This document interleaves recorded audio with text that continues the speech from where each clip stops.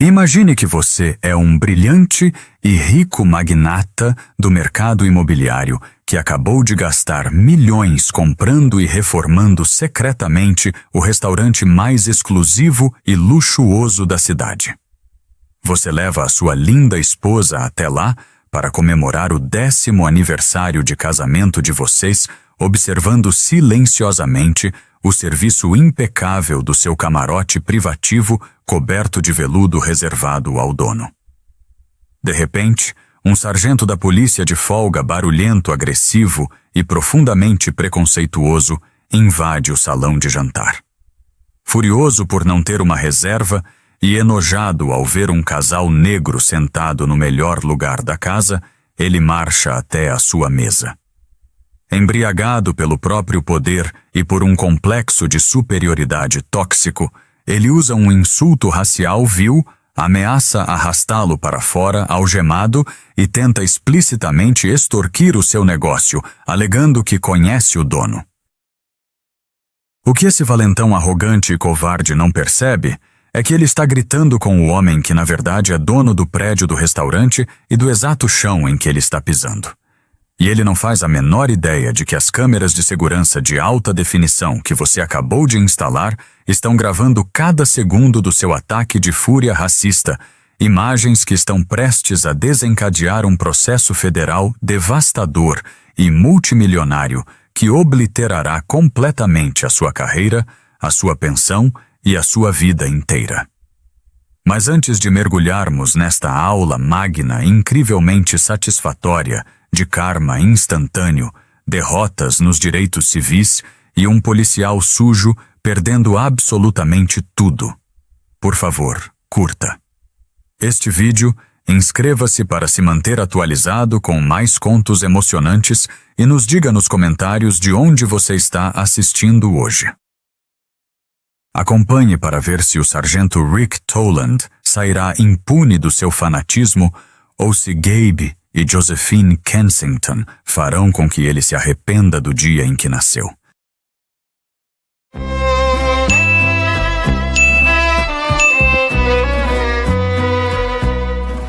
O lustre de cristal banhava o salão de jantar em um brilho quente e dourado, mas a atmosfera na mesa 4 era gélida. Um veterano de 20 anos da força policial local estava de pé com a mão descansando casualmente no seu cinto de guarnição, um sorriso de deboche presunçoso e condescendente estampado no rosto. Ele se inclinou sobre a toalha de linho branco, olhando de cima para o casal negro, elegantemente vestido, que desfrutava das suas entradas. Vamos não complicar as coisas. O oficial avisou com a voz alta o suficiente para silenciar as mesas ao redor. Pessoas como vocês não pertencem a um estabelecimento como este. Paguem as suas bebidas e saiam antes que eu os prenda por invasão de propriedade.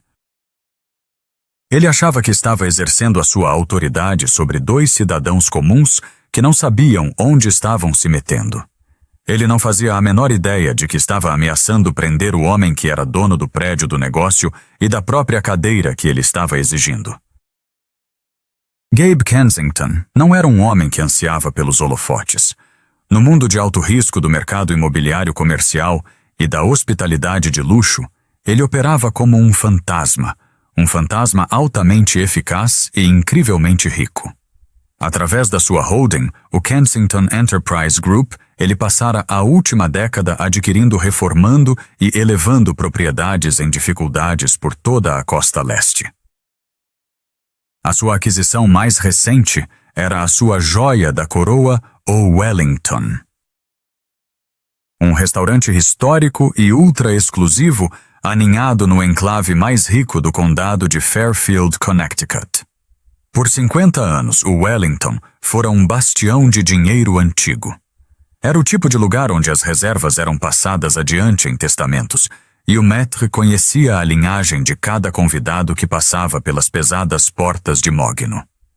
Quando o dono anterior faliu discretamente, Gabe entrou em cena comprando a propriedade em um acordo privado, a portas fechadas, sob uma empresa subsidiária, LLC.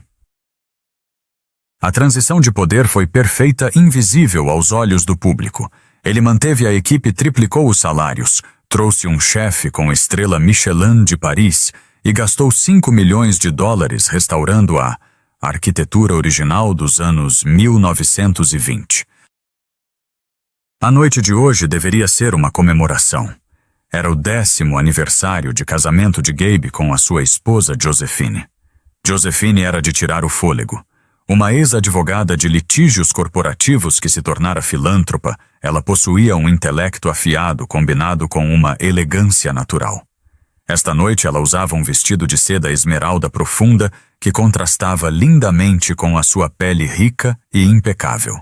Gabe, preferindo um luxo discreto, usava um terno carvão, feito sob medida da Tom Ford, sem gravata, com um sutil relógio Patek Philippe, espiando pela manga. Enquanto encostavam o seu elegante e preto Mercedes Maybach no valet, o ar frio de outono da Nova Inglaterra carregava o cheiro de fumaça de lenha e de um inverno iminente. Nervoso, Josephine perguntou, enlaçando o braço no dele enquanto se aproximavam da entrada. Por jantar no meu próprio restaurante, Gabe riu, com a sua voz sendo um barítono profundo e reconfortante. De jeito nenhum.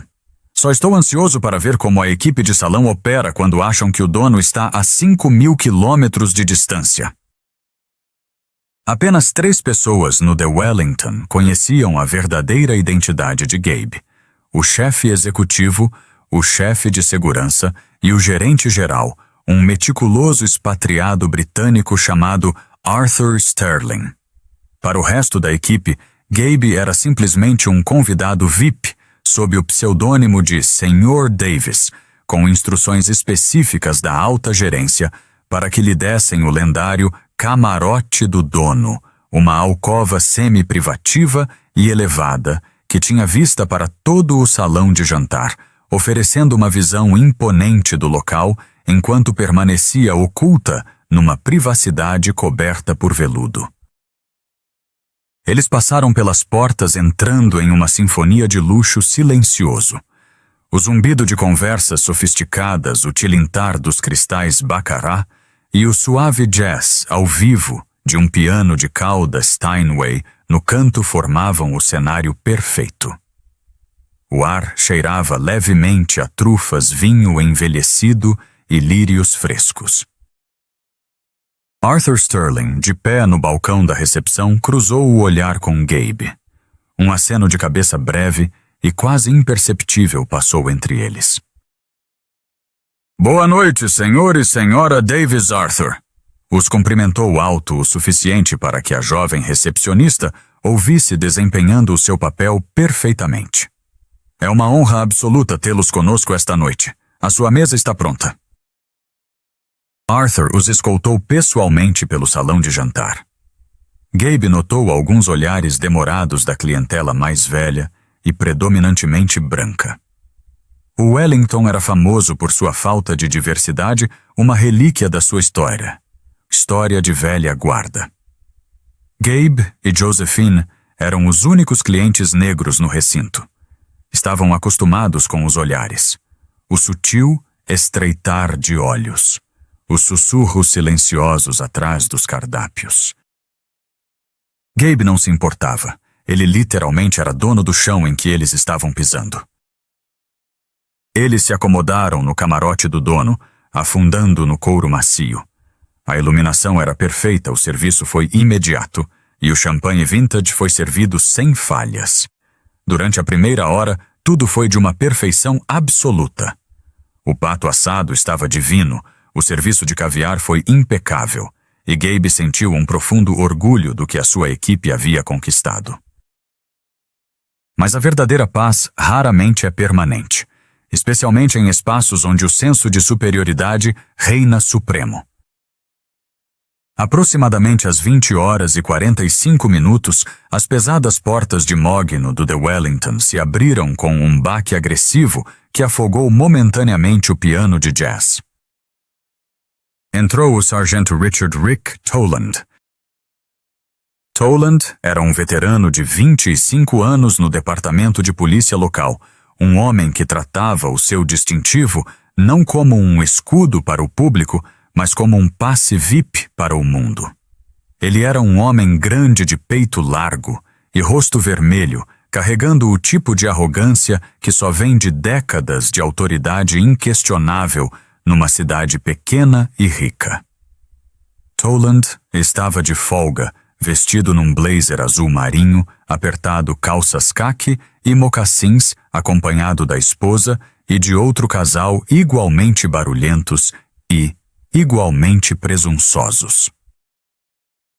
Eles não haviam feito reserva.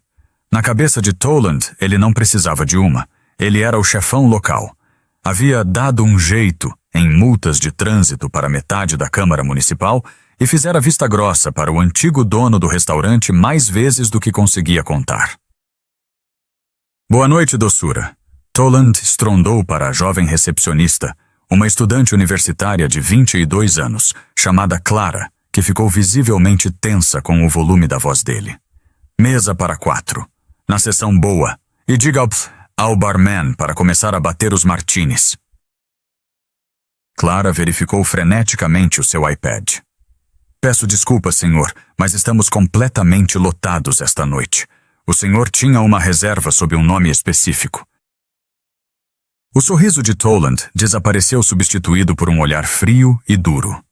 Ele apoiou a sua estrutura pesada no delicado balcão de recepção. Eu não preciso de reserva, docinho. Sou o sargento Toland. Eu conheço o dono. Agora me encontre uma mesa, ou talvez eu tenha que mandar o chefe dos bombeiros descer aqui amanhã para checar os limites de ocupação do lugar. Nós não iríamos querer isso, não é? Clara, apavorada, gaguejou e olhou ao redor, procurando Arthur, o gerente.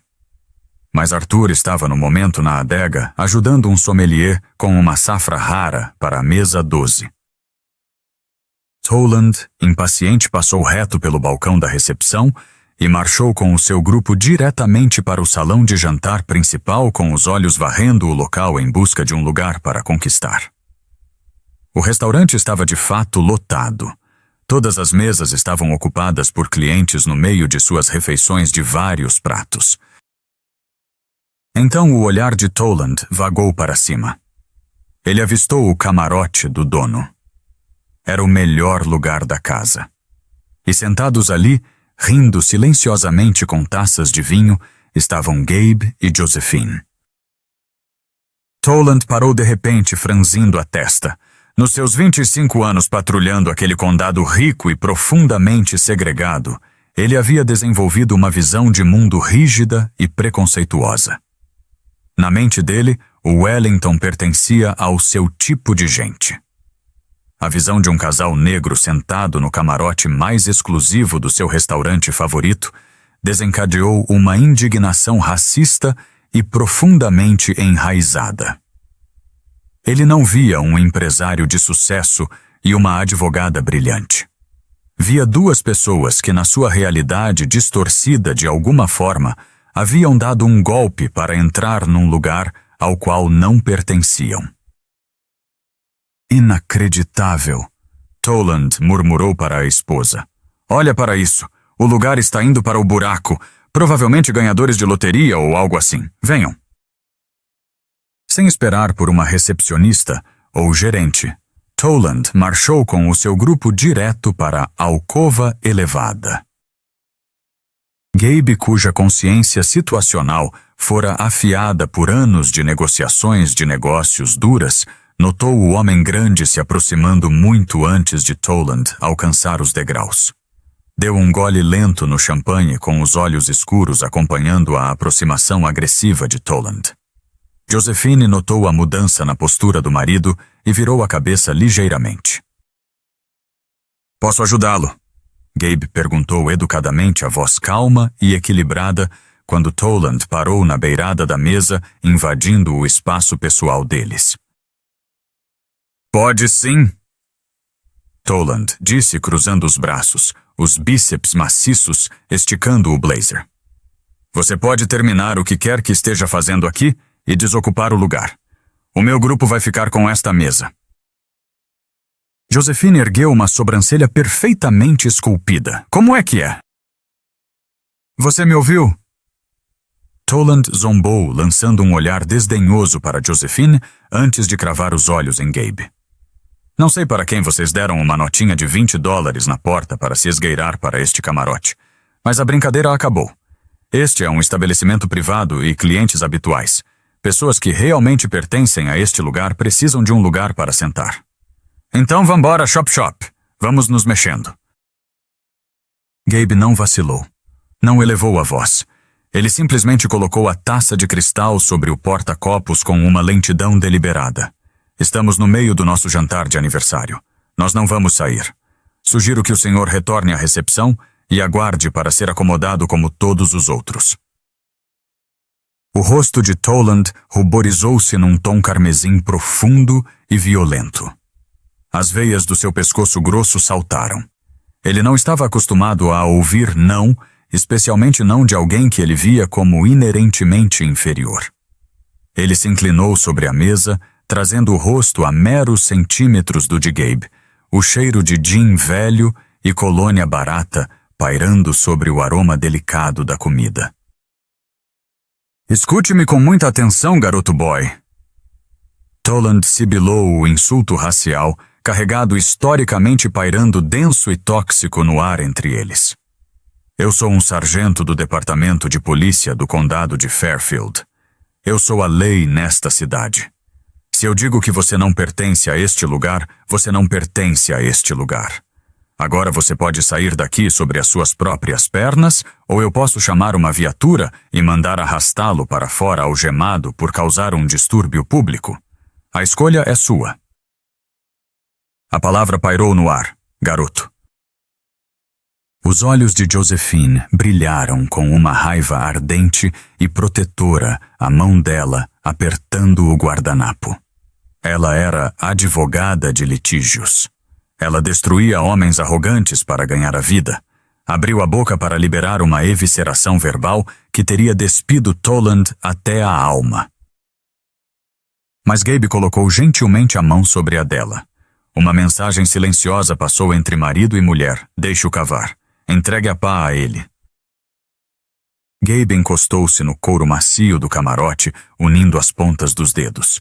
Ele olhou para o sargento Toland, não com medo, mas com o olhar frio e analítico de um biólogo examinando um inseto particularmente repulsivo.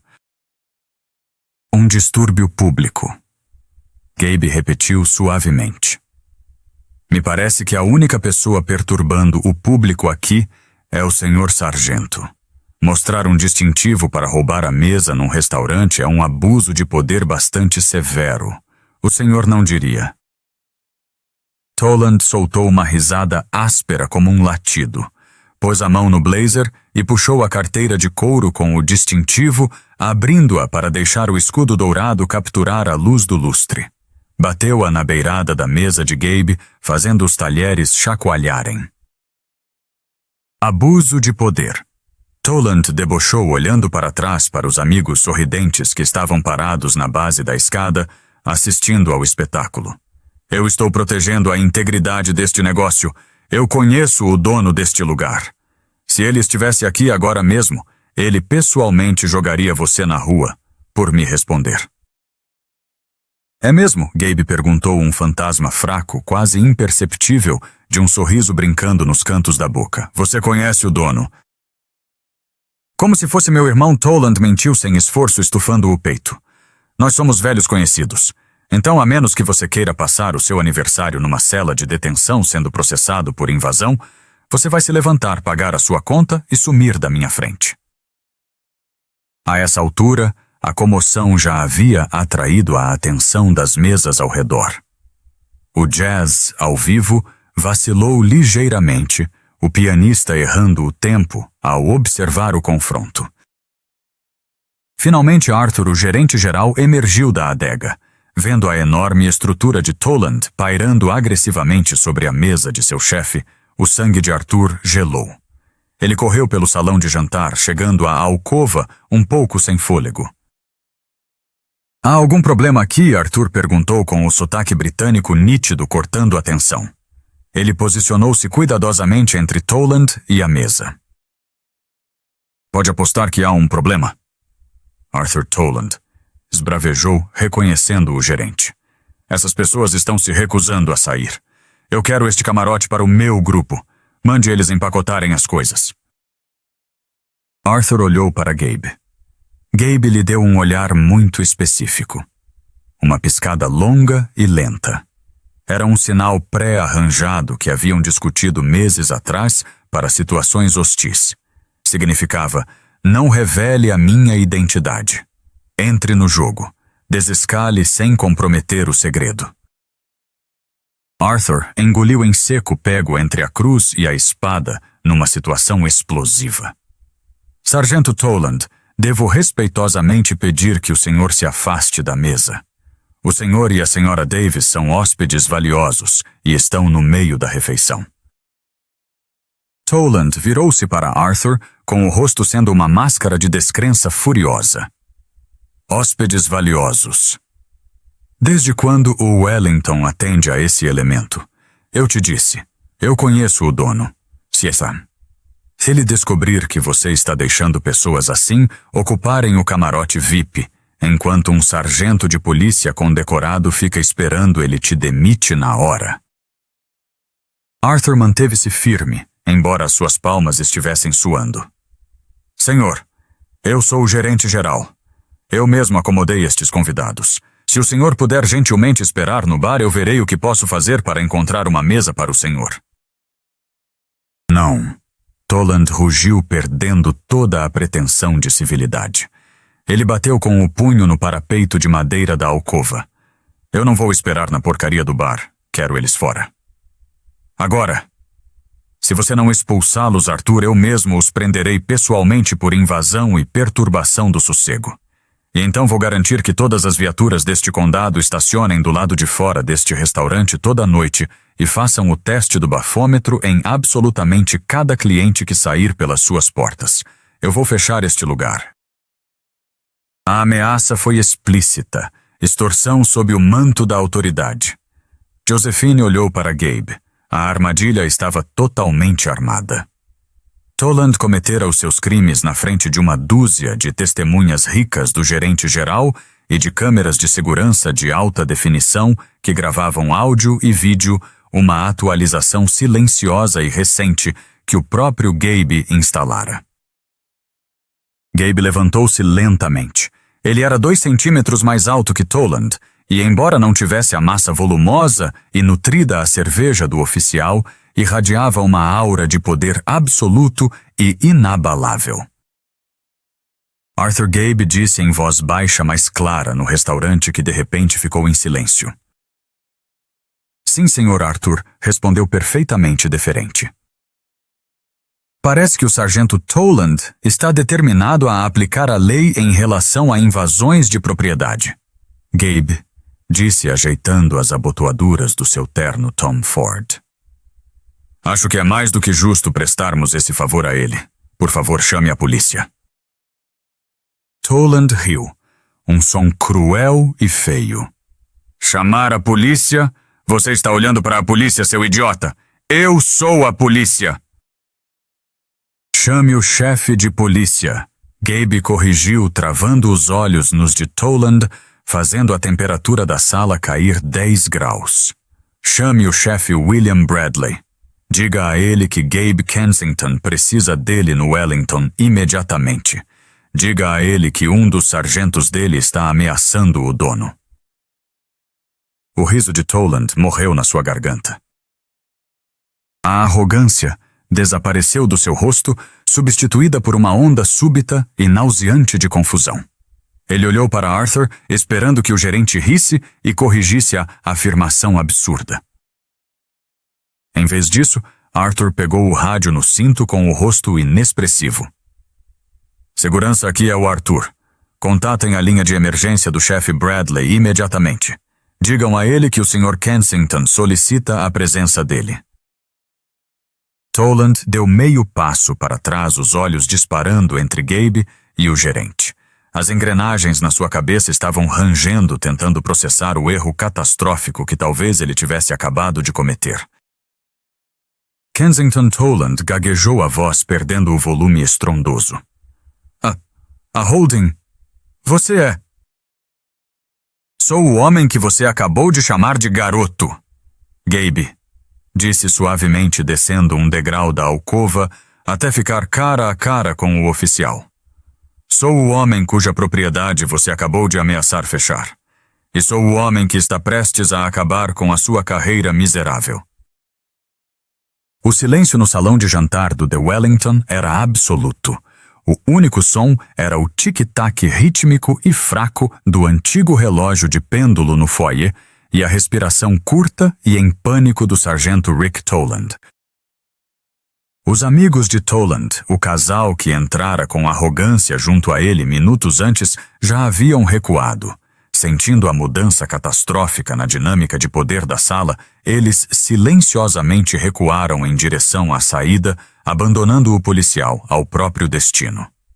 Até a esposa de Toland, uma mulher geralmente encorajada pelo distintivo do marido, estava paralisada perto do balcão de recepção, com o rosto totalmente sem cor. Você está blefando. Toland engasgou embora a voz não tivesse o trovão de antes. O rubor vermelho de seu rosto havia se transformado num tom pálido e doentio. Isso é uma encenação. O Kensington Enterprise Group é um conglomerado gigantesco de Nova York. Você é só um cara tentando dar um golpe. Gabe Kensington não se moveu. Ficou de pé no degrau inferior da alcova, com a postura relaxada, exalando a autoridade natural de um homem que segurava todas as cartas. É mesmo, Gabe respondeu num tom de conversa quase entediado. Arthur, há quanto tempo o Departamento de Polícia do Condado de Fairfield aluga o terreno para a estrutura de estacionamento da Delegacia Sul? Arthur, de pé e reto com uma nova firmeza de aço na espinha, respondeu prontamente. 10 anos, Sr. Kensington. O contrato de aluguel foi renovado no mês passado através de sua subsidiária, a KEG Properties, LLC. Os olhos de Toland se arregalaram. O estacionamento da delegacia. Todo policial no distrito sabia que a cidade não era dona daquele terreno. Eles o alugavam de um senhorio corporativo anônimo. A constatação atingiu Toland como um soco físico no estômago. O homem à frente dele não era apenas rico. Ele era o proprietário do próprio posto policial de Toland. Sargento Gabe continuou a voz baixando para um registro que comandava atenção total. O senhor cometeu um erro de cálculo muito grave esta noite. O senhor entrou no meu estabelecimento, intimidou a minha equipe, assediou a minha esposa e tentou extorquir o meu negócio sob o manto da lei. Fez isso por causa da cor da minha pele. Assumiu que eu era impotente. Agora o senhor vai aprender como é a aparência do verdadeiro poder. Menos de 10 minutos depois, o uivo das sirenes da polícia rasgou a noite fria de outono. Mas não foi uma viatura padrão que parou na pista do valet. Foi um Ford Explorer preto, não caracterizado, equipado com placas municipais. O chefe de polícia William Bradley atravessou as pesadas portas de Mogno. Bradley era um executivo da lei, sem rodeios, politicamente astuto, que passara os últimos 5 anos tentando modernizar o departamento e erradicar a mentalidade do Clube do Bolinha que assolava as fileiras. Ele usava o seu uniforme de gala, tendo sido chamado às pressas de um jantar beneficente da prefeitura ali perto. Bradley avistou imediatamente a comoção. Viu o sargento Toland de pé desajeitadamente perto do centro do salão e então viu Gabe Kensington. Sr. Kensington, o chefe Bradley, disse ignorando totalmente o seu próprio sargento e estendendo a mão a Gabe. Peço desculpas pela interrupção da sua noite.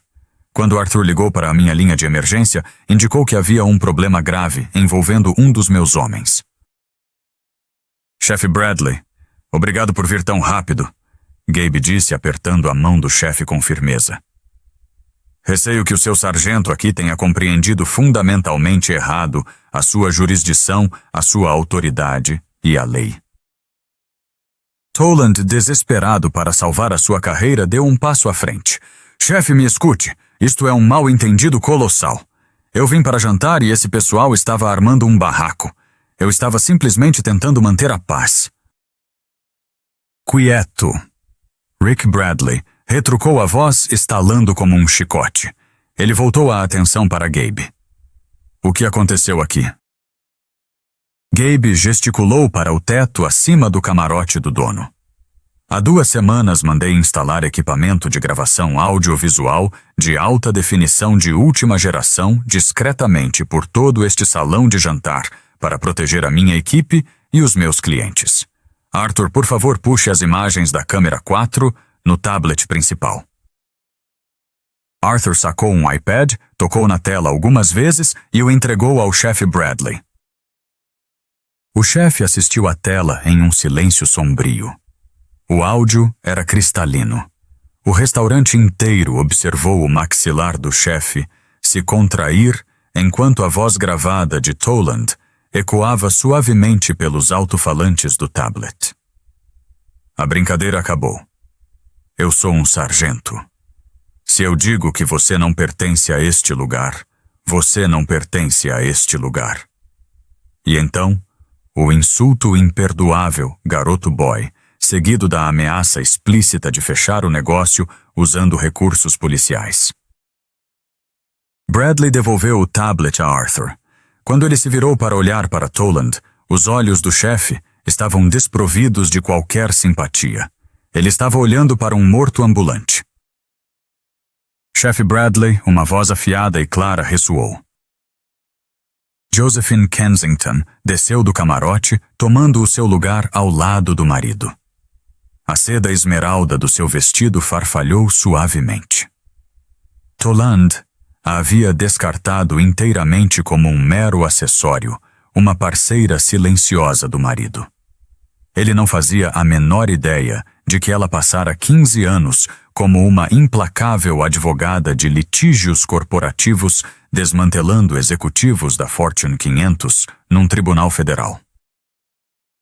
Senhora Kensington Bradley a reconheceu um profundo respeito no tom de voz. Ele sabia exatamente quem ela era. Ela atuava na diretoria do mesmo hospital onde a filha dele trabalhava. Sejamos absolutamente claros sobre o que acabou de ocorrer, Josephine disse com a voz gelada e precisa, cortando o salão de jantar como um bisturi. Ela cravou os olhos em Toland, que na verdade deu um passo para trás com a pura intensidade do olhar dela. O sargento Toland não causou meramente um distúrbio. Josephine articulou com a sua mente jurídica categorizando os crimes com eficiência letal. Ele violou o título 2º da Lei dos Direitos Civis de 1964, que proíbe explicitamente a discriminação em locais de acomodação pública. Além disso, de acordo com a seção 46 a 58 dos Estatutos Gerais de Connecticut, ele cometeu uma privação de direitos por motivo de raça. Toland abriu a boca para protestar, mas Josephine ergueu um único dedo com a unha perfeitamente feita, silenciando-o instantaneamente. Mas essa é apenas a responsabilidade civil. Ela continuou estreitando os olhos. Criminalmente, o sargento Toland ameaçou usar indevidamente os recursos da polícia municipal para assediar uma empresa privada a menos que as suas demandas pessoais fossem atendidas. Isso é extorsão em 2º grau, sob a lei estadual combinada com coerção. Ele usou o seu distintivo para ameaçar o meu marido com falsa prisão. Isso é privação de direitos sob o manto da lei, um estatuto federal executado pelo FBI. O salão de jantar estava em silêncio mortal. Alguns dos clientes mais velhos e ricos que inicialmente haviam olhado para Gabe e Josephine com suspeita, agora olhavam para Toland com puro desgosto. Rick, o chefe Bradley, disse a voz pesada com finalidade. Dê-me o seu distintivo e a sua arma. O queixo de Toland caiu. A cor sumiu completamente do seu rosto. Chefe, o senhor não pode estar falando sério. Eu tenho 25 anos na força. Estou há 2 anos da minha aposentadoria. O senhor vai pegar a minha arma por causa de um mal-entendido num restaurante. Não foi um mal-entendido, sargento. Foi um crime pego em fita Bradley, disse friamente.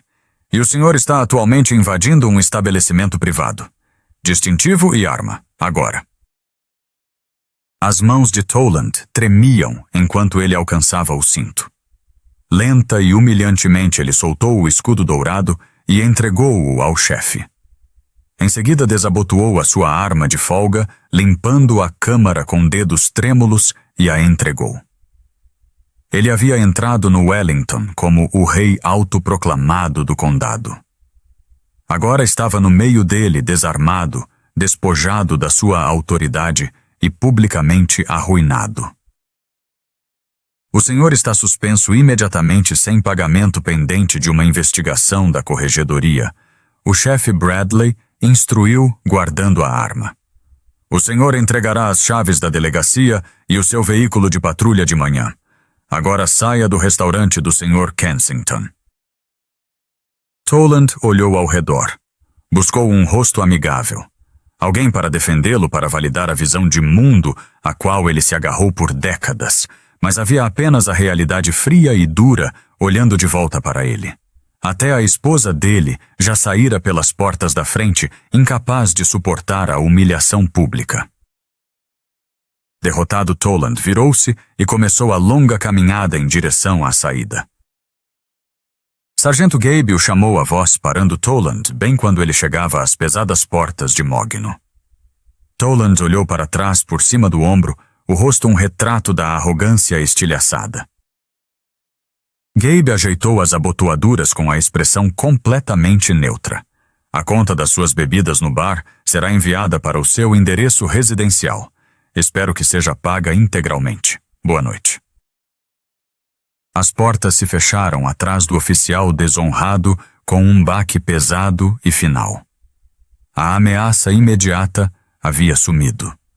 Mas as consequências reais das ações de Rick Toland estavam apenas começando a se desenrolar.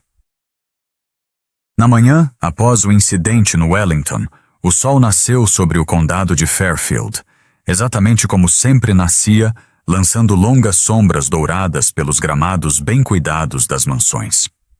Mas para Rick Toland, o mundo como ele conhecia havia se quebrado fundamental e irreversivelmente. Ele acordou em sua casa colonial de 4 quartos, uma propriedade com uma garagem para 2 carros e uma cara lancha Sea Ray de 24 pés estacionada na entrada. Era um estilo de vida fortemente subsidiado por um quarto de século de horas extras municipais sem fiscalização, favores silenciosos e uma crença profunda de que as regras se aplicavam a todos exceto a ele. A sua cabeça latejava com uma ressaca feroz, resultado de uma noite sem sono alimentada pelo pânico e por meia garrafa de Macallan velho. Quando tropeçou até o quarto principal, a sua esposa Brenda já estava vestida. Ela não estava preparando o seu café matinal habitual. Em vez disso, estava fechando agressivamente o zíper de uma mala cinza Samsonite no meio do quarto. Brenda, o que você está fazendo? Toland resmungou a voz grossa de sono e pavor. Eu vou para a casa da minha irmã, em Stamford, ela respondeu, recusando-se a olhar para ele. A voz dela estava inteiramente desprovida da confiança estridente e pretensiosa que exibira no restaurante na noite anterior. Agora estava oca, tremendo de profundo constrangimento. O meu telefone não para de tocar desde as 6 da manhã, Rick.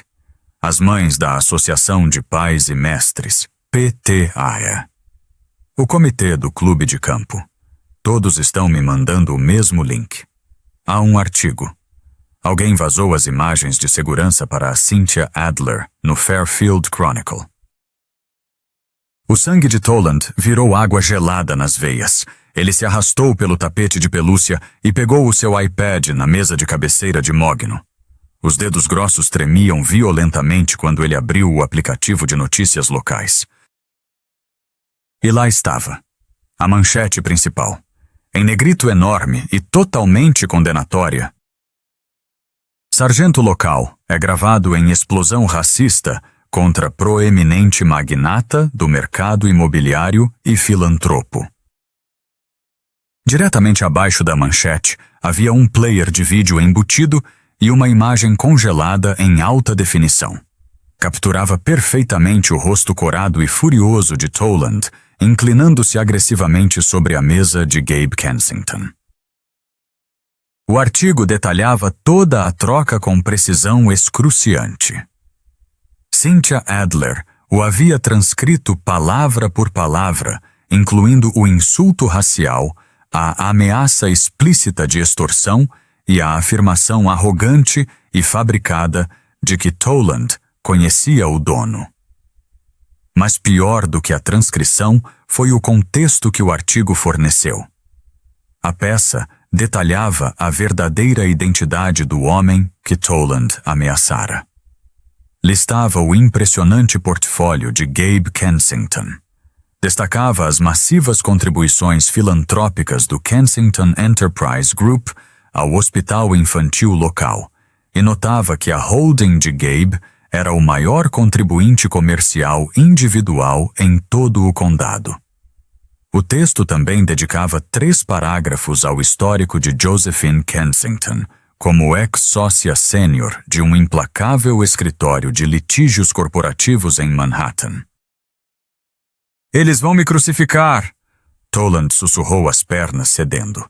Sentou-se pesadamente na beirada do colchão, o tablet escorregando de suas mãos. "Você se crucificou?" Brenda disse friamente agarrando a alça da mala. "O Frank Russo ligou há 30 minutos. Deixou recado de voz. Ele disse que você tem que ligar para ele imediatamente e parecia furioso. Não me ligue, Rick. Só não me ligue." Ela saiu pela porta e Toland não tentou impedi-la. Ele já estava discando para Frank Russo, o presidente da Associação Beneficente da Polícia Local, o sindicato. Por décadas, o sindicato havia sido um escudo impenetrável e duro como diamante para policiais como Toland. Se um oficial disparasse a arma, batesse num suspeito ou falsificasse um relatório, os advogados do sindicato estavam na cena antes que a tinta secasse. "Frank, por favor, diga-me que nós temos uma estratégia aqui." Toland implorou, no momento em que a ligação completou, nem se dando ao trabalho de dizer alô. "Diga-me que estamos entrando com uma queixa de emergência. Eles não podem simplesmente arrancar o meu distintivo sem o devido processo legal. Eu tenho direitos de representação sindical, direitos de Weingarten." Houve um suspiro pesado e sufocante do outro lado da linha. "Rick, estou sentado aqui com a diretoria executiva e o nosso conselho principal", Frank disse. A voz dele estava invulgarmente distante, destituída do habitual calor fraternal. Eu assisti à fita. O prefeito assistiu à fita. O escritório do governador ligou para o chefe de polícia em casa às 3 da manhã. "Você não apenas cruzou a linha, Rick. Você passou com uma frota de escavadeiras por cima dela, em vídeo de alta definição, com áudio cristalino." "Eu tenho direitos", Toland gritou a sua antiga arrogância, brilhando momentaneamente uma tentativa desesperada de agarrar-se à sua autoridade que desaparecia. "Eu pago as minhas contribuições. Sou sindicalizado há 25 anos. Vocês têm que me defender." "Nós forneceremos representação administrativa básica e obrigatória para a sua entrevista na Corregedoria Assuntos Internos Rick. Mas é aí que termina legalmente a nossa obrigação." Frank respondeu secamente. "Não estamos te apoiando publicamente. Não vamos contestar a suspensão. A Ordem Fraternal vai emitir um comunicado de imprensa ao meio-dia condenando formalmente as suas ações. Você ameaçou um bilionário de extorsão usando os recursos do departamento. Você soltou um xingamento racista em vídeo. E você implicou o departamento inteiro na sua corrupção. Você é radioativo, Rick. Está completamente por conta própria." O som da linha morta ecoou no ouvido de Toland. A mítica parede azul do silêncio não havia apenas desmoronado, fora desmantelada e usada como barricada para mantê-lo de fora. Às 13 horas, Toland estava sentado numa sala de interrogatório estéril e sem janelas na Agência de Assuntos Internos Corregedoria. O capitão Robert Hayes sentava-se do outro lado. Toland tentou usar a carta da velha guarda, tentando apelar para Hayes como um colega veterano das ruas implacáveis, falando sobre como o trabalho muda um homem. O capitão Hayes era um oficial da nova geração com tolerância zero para a corrupção que Toland representava. Ele nem piscou. Deslizou um laptop pela mesa, deu o play na imagem de segurança e deixou Toland assistir à sua própria ruína. A entrevista durou exatamente 14 minutos. Não havia defesas para montar. As provas em vídeo eram uma montanha intransponível. Às 15 horas, Toland foi formalmente demitido e o seu distintivo e arma foram catalogados permanentemente na sala de evidências. Mas a demissão administrativa foi meramente a salva de abertura. A verdadeira devastação que abalaria a terra chegou 3 dias depois, cortesia de Josephine Kensington. Um oficial de justiça bateu à porta da casa colonial, estranhamente silenciosa de Toland. Foi-lhes entregue uma pilha grossa e imaculadamente encadernada de documentos jurídicos. Era um processo civil massivo movido no Tribunal Federal. Kensington versus Toland. Josephine não apenas o processou por danos emocionais. Ela elaborou uma obra-prima jurídica que mirava sistematicamente cada faceta da sua existência. Processou-o por severas violações dos direitos civis, de acordo com a Lei dos Direitos Civis de 1964, interferência ilícita em empreendimento comercial e imposição intencional de severo sofrimento emocional. Crucialmente, Josephine driblou a única defesa restante de Toland, a imunidade qualificada. Visto que Toland estava de folga, agindo maliciosamente e violando explicitamente direitos constitucionais estabelecidos, os processos de Josephine argumentaram com sucesso que ele estava operando fora do escopo do seu emprego legal. O departamento jurídico da cidade concordou imediatamente, emitindo uma declaração de que não indenizariam ou protegeriam Rick Toland. Ele era pessoalmente responsável por cada centavo. A verdadeira genialidade e pura brutalidade do processo de Josephine, no entanto, foi a fase de descoberta de provas Discovery. A equipe jurídica de Josephine solicitou intimações de 25 anos de registros de prisão, reclamações de cidadãos e arquivos disciplinares internos de Toland, que haviam sido enterrados pelos seus antigos colegas do sindicato. Ela contratou uma equipe de investigadores particulares de elite que passou semanas rastreando as vítimas anteriores do bullying de Toland, as pessoas que não possuíam imensa riqueza ou poder para reagir. Eles encontraram um jovem universitário negro chamado Michael Jenkins, o qual Toland havia detido ilegalmente, intimidado fisicamente e prendido sob falsas acusações de vadiagem 5 anos antes. Encontraram a dona de uma pequena empresa hispânica, Sarah Cortez, que forneceu um depoimento juramentado de que Toland intimidava frequentemente a equipe dela e exigia refeições de graça sob a ameaça de punições agressivas por estacionamento. Josephine apresentou uma denúncia emendada adicionando formalmente Jenkins Cortez e 3 outros como coautores. Ela não o processou apenas. Transformou um incidente isolado e único em uma massiva e inegável exposição em estilo de ação coletiva de uma carreira profundamente corrupta e racista. Apavorado e enfrentando a ruína total, Toland tentou contratar William Bill Carter, o advogado de defesa mais poderoso e agressivo do condado de Fairfield.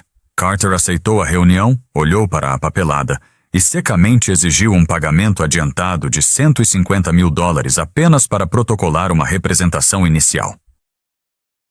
Toland não tinha o dinheiro. As suas contas bancárias estavam congeladas enquanto se aguardava o litígio federal. A esposa entrara oficialmente com o pedido de divórcio e congelou os ativos conjuntos. Ele estava se afogando e a água subia rápido. Em 6 meses, Rick Toland estava completamente quebrado.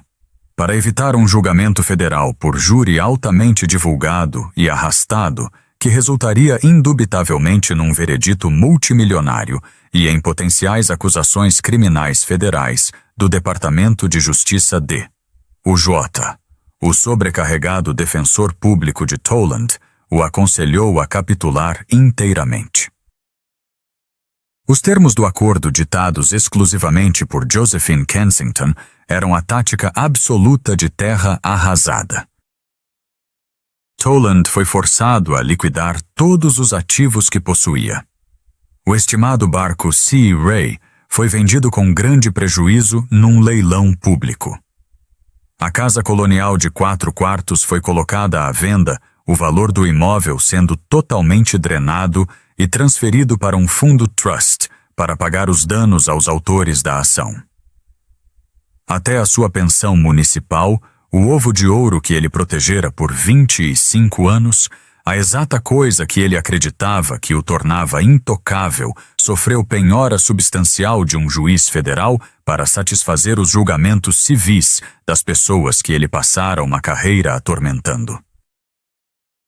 Para garantir que ele nunca mais pudesse abusar da autoridade, o acordo exigiu que Toland entregasse voluntariamente a sua certificação policial do estado Post, padrões e treinamento de oficiais de paz. Foi permanentemente revogada. Ele nunca mais poderia usar um distintivo, portar uma arma ou ocupar qualquer posição de confiança pública num cargo de aplicação da lei em qualquer lugar dos Estados Unidos pelo resto da vida. Ele ficou com nada além de um apartamento alugado e barato, uma conta bancária vazia e a constatação esmagadora de que ele próprio havia arquitetado a sua absoluta destruição. 2 anos inteiros se passaram desde a noite catastrófica no The Wellington. O outono retornara mais uma vez à costa de Connecticut, trazendo consigo o familiar frio cortante de novembro e o cheiro de folhas úmidas e fumaça de lenha. Para Gabe e Josephine Kensington, os 24 meses transcorridos haviam sido um período de imensa e ininterrupta prosperidade. O Wellington não apenas estava prosperando, tornara-se uma verdadeira fortaleza de excelência culinária e social. O incidente com o sargento desgraçado ironicamente solidificara a reputação do restaurante. Gabe era saudado silenciosamente pela comunidade local como um herói, o homem que finalmente enfrentara o valentão mais notório e profundamente enraizado do condado, desmantelando-o sistematicamente. Fiéis à sua natureza, os Kensington não haviam ficado com um único centavo do dinheiro do acordo, arrancado do patrimônio liquidado de Rick Toland.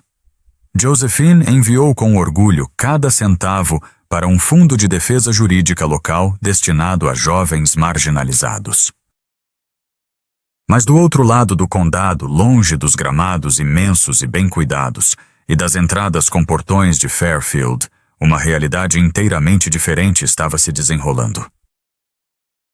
Rick Toland tinha 58 anos, mas ao encarar o espelho rachado do seu estúdio úmido e apertado em Bridgeport, ele facilmente aparentava ter mais de 70. A massa volumosa e arrogante que antes intimidava os civis havia murchado completamente, deixando para trás uma estrutura mole e caída, envolta em pele flácida.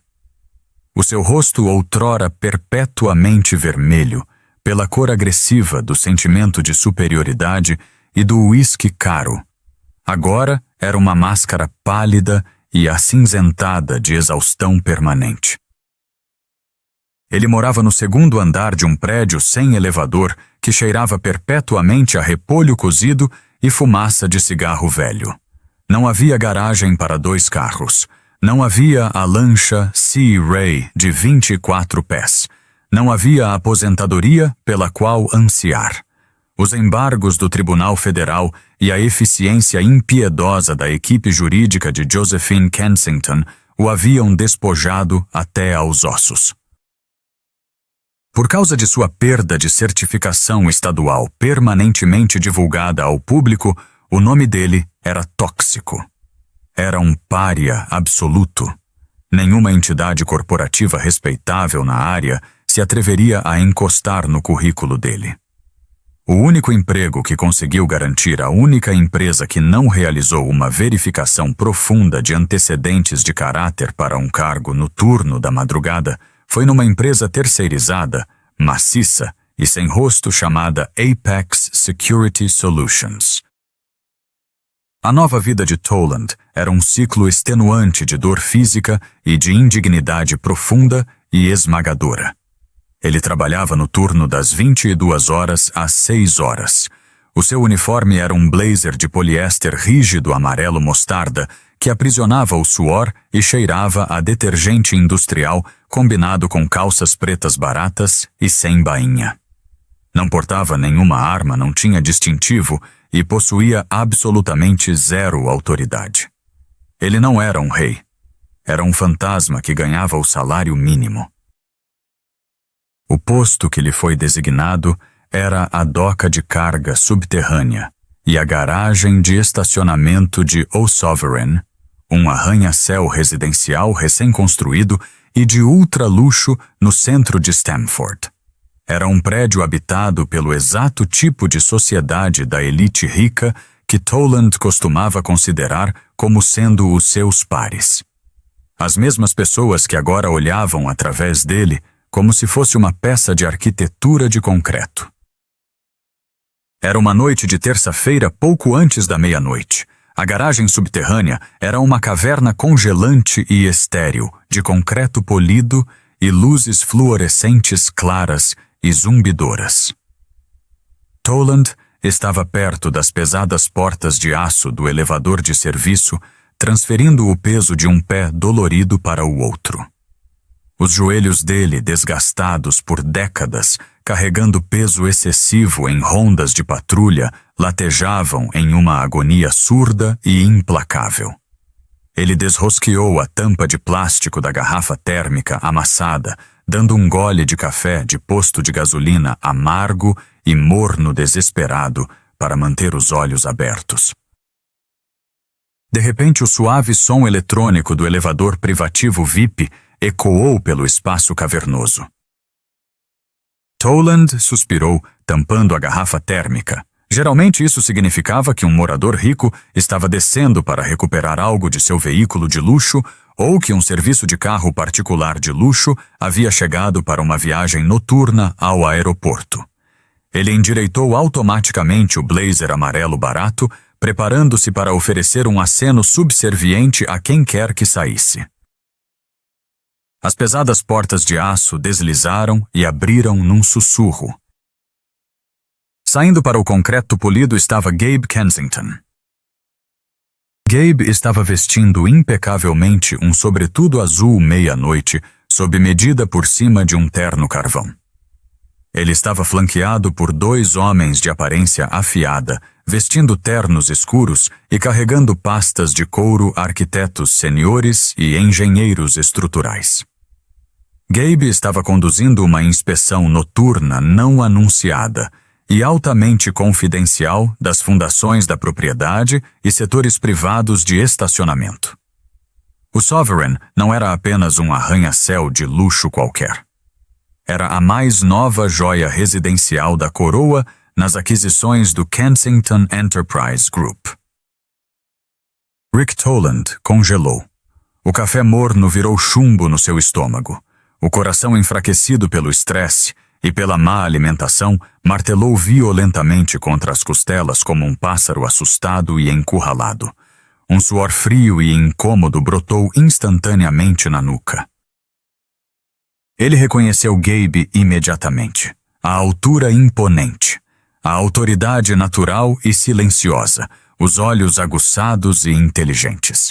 A memória da sala de jantar no The Wellington colidiu em Toland com força sufocante. Desesperado, apavorado com a humilhação, Toland rapidamente puxou a aba do seu boné de segurança de plástico barato e abaixou sobre os olhos. Ele virou o rosto para longe, encarando a parede de blocos de concreto frio dos elevadores, fingindo estar profundamente concentrado em inspecionar um alarme de incêndio vermelho. Ele rezou para qualquer deus que ainda estivesse ouvindo para que a iluminação fraca e sombria da periferia da garagem ocultasse as suas feições. Apenas vá para os carros, Toland entoava em sua mente. Apenas passe por mim. Não olhe. Por favor, não olhe. Mas Gabe Kensington era um homem cujo império inteiro fora construído sobre uma fundação de observar os detalhes mais granulares e minúsculos. Possuía uma memória fotográfica para rostos, para discrepâncias contábeis e, mais importante, para as pessoas que haviam se metido com a família dele. À medida que Gabe saiu do elevador, discutindo colunas de suporte de carga com o engenheiro-chefe, o seu olhar varreu o perímetro da garagem. Os olhos dele travaram nos ombros pesados e caídos do segurança perto da parede. Ele reconheceu a exata curvatura derrotada daquela espinha. Ele reconheceu os grossos e cheios de cicatrizes nós dos dedos apoiados no bloco de cimento. Gabe fez uma pausa. Ele levantou uma única mão enluvada, cortando o engenheiro no meio da frase. "Dê-me um momento, senhores", Gabe disse baixinho. Toland ouviu os passos pararem. Ouviu o aterrorizante clique-claque rítmico dos sapatos sociais de couro caro se separando do grupo, caminhando lenta e deliberadamente sobre o concreto polido diretamente em direção a ele. Cada passo soava para Toland como a batida do martelo de um juiz. Gabe parou exatamente a 1 metro atrás do guarda de segurança trêmulo. O silêncio na garagem subterrânea era absoluto, pesado e sufocante. "Boa noite", Gabe disse. A voz dele era um barítono calmo e ressonante. Não estava zangada, não estava zombando. Era simplesmente a voz inegável de absoluta autoridade. Toland fechou os olhos com força. Uma única gota de suor escorreu pela bochecha pálida. Não conseguia respirar. Lentamente, agonizantemente, sabendo que não tinha absolutamente nenhuma escolha, o ex-sargento se virou. Ele levantou as mãos com dedos trêmulos e retirou o boné de segurança barato, revelando o cabelo grisalho e ralo e os seus olhos fundos e encovados. Não conseguia olhar Gabe no rosto. Olhou fixamente para o perfeito nó de Windsor na gravata de seda de Gabe. "Sr. Kensington Toland", resmungou. A voz dele era um sussurro grave e quebrado, completamente destituído de todo o trovão e arrogância de antes. Era a voz de um homem derrotado. Gabe ficou perfeitamente imóvel, estudando as ruínas do homem diante dele. Ele não sentiu uma onda de triunfo vingativo. Também não sentiu pena. Simplesmente observou o resultado natural inevitável e matematicamente preciso de uma vida inteira de arrogância, sem limites, colidindo violentamente contra um muro inamovível de responsabilização. Reparou no colarinho de poliéster barato e esgarçado do uniforme da Apex Security. Notou as linhas exaustas e profundamente marcadas de arrependimento e pobreza ao redor da boca de Toland. "Vejo que o senhor encontrou emprego na Apex Security Solutions", Gabe observou a voz suave, lançando um breve olhar para o emblema bordado no ombro de Toland.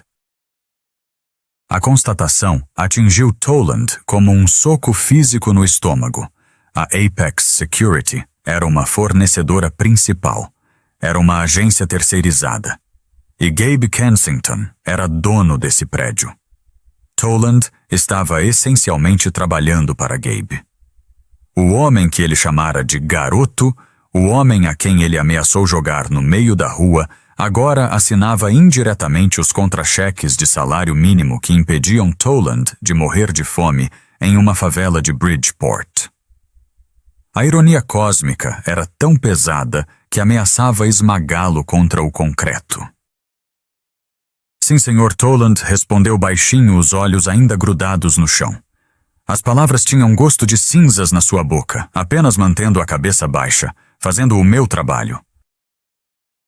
Gabe o estudou por um momento longo e de silêncio agonizante.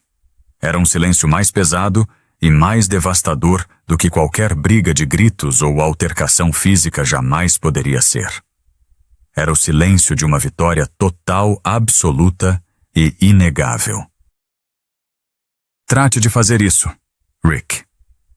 Gabe disse calmamente, com o tom de voz mudando para a postura autoritária de um dono de propriedade falando com um subordinado. Este prédio abriga pessoas boas e trabalhadoras. Eles esperam um ambiente seguro e protegido. E eles merecem ser tratados com absoluto respeito. Por todos. Toland engoliu em seco um nó maciço travando na sua garganta seca. Ele compreendeu o subtexto perfeitamente. Você está à minha mercê. Você existe aqui porque eu permito. Eu entendo, Sr. Toland, sussurrou. Perfeitamente. Gabe não disse mais uma palavra. Não precisou.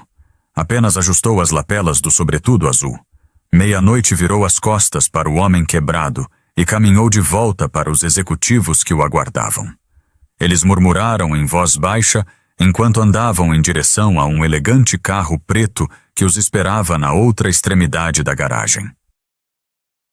Quando as luzes vermelhas traseiras do veículo piscaram e desapareceram na escura rampa que levava à rua, Rick Toland ficou sozinho na caverna subterrânea congelante.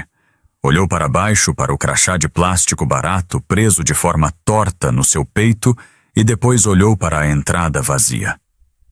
Naquele momento silencioso e esmagador, ele finalmente compreendeu o profundo e inescapável peso da vida que ele havia destruído com as próprias mãos. O rei incontestável do condado de Fairfield era agora apenas um fantasma num porão de concreto pago para abrir as portas para o exato homem que ele um dia acreditou estar abaixo dele. A história de Gabe Kensington e Rick Toland é um poderoso testemunho da realidade de que o privilégio e a autoridade descontrolada, em algum momento, irão colidir com uma responsabilização inflexível. Quando a arrogância cega uma pessoa para a dinâmica mutável do mundo, a sua queda é quase sempre obra de si própria. A falha fatal de Toland não foi apenas o preconceito dele, mas a certeza absoluta de que o seu distintivo o protegia das consequências de seu próprio ódio. Ele subestimou o seu alvo, não conseguindo perceber que o verdadeiro poder não precisa gritar para ser ouvido. Essa narrativa ecoa em inúmeros casos da vida real em que valentões do sistema acabam por ser forçados para a luz da transparência moderna, seja através de filmagens de segurança celulares ou da busca implacável por justiça daquelas pessoas que tentaram oprimir. Em última análise, o karma no mundo moderno não é uma magia. É a aplicação metódica e inescapável da lei, transformando a presunção do perpetrador no próprio instrumento de sua profunda e permanente ruína.